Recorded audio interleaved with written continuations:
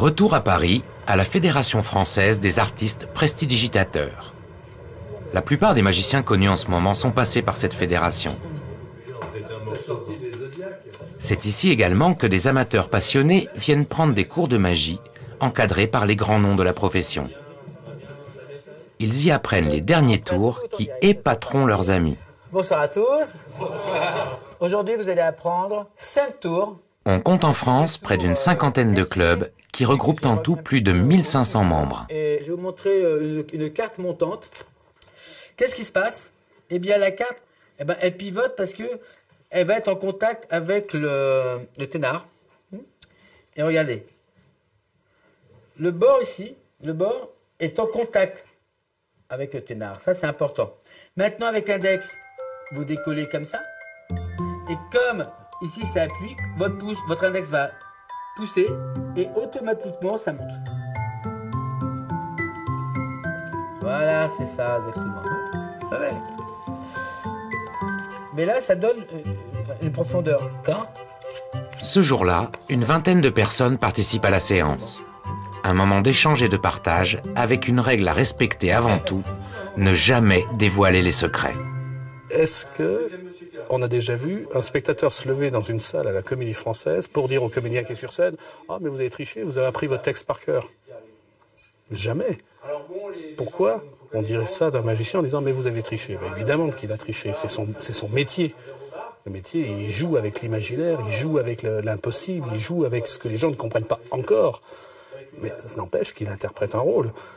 Donc, j'allais dire, s'arrêter à ce qu'il fait, c'est passer complètement à côté de l'art. Et c'est peut-être pour ça que les gens trouvent que la magie est poussiéreuse, parce qu'on a passé leur temps à leur dire « Ah, la magie, il y a un truc ». Non, la magie, il n'y a pas un truc. La magie, il y a des trucs, oui, mais il y a tout le reste. Toute la dimension qui fait qu'un magicien est un artiste à part entière. Monsieur Bébel nous fait l'immense plaisir de sa présence. Petite surprise pour les participants, la présence de Bébel, un manipulateur de cartes reconnu dans le monde entier. Ce cartomane est l'un des rares à surprendre encore ses propres confrères. Est-ce que tout le monde voit la carte? Vous avez vu? Mettez-la dedans, n'importe où. C'est très bien. Est-ce que vous l'avez mise n'importe où? Oui. Parce qu'il faut la mettre dans le jeu. Si vous la mettez dans la poche, ça marche pas. Faut la mettre, On va le refaire, hein, il est nouveau, c'est la première fois. Hein, on refait. Prenez-en une autre, allez-y, je regarde pas. Non, on l'a déjà fait, celle-là. On l'a déjà fait. Joli, très joli. Hey. Ah, voilà, très bien. Nous avons les As, c'est très important. Ce sont les As qui vont retrouver la carte qui est là. Est-ce qu'elle est bien dedans? Elle dépasse un peu. Ça dépasse. Ça dépasse ça, non? Non, je vais mettre quelque chose dessus, voilà, comme ça. Puis tiens, le 9, à côté de la carte choisie. Je ne sais pas si vous avez remarqué, le As de pique, il a un personnage. Ah, c'est un As très important. Mettez la main comme ça. L'autre main par-dessus. Vous êtes d'accord que vous auriez pu choisir carreau, trèfle, cœur, et vous avez dit pique. Très bien. Alors, comme c'est de la magie, je vais attraper votre carte, comme ça.